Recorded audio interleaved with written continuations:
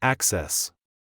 Access means the ability to go into a place, use something, or reach something. She used her library card to get access to many books. She used her library card to get access to many books. We need a key to access the locked room.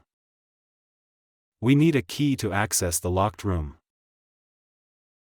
With the internet, we have access to information from all over the world. With the internet, we have access to information from all over the world. Only certain students have access to the computer lab after school. Only certain students have access to the computer lab after school. The teacher gave us access to extra materials for our project.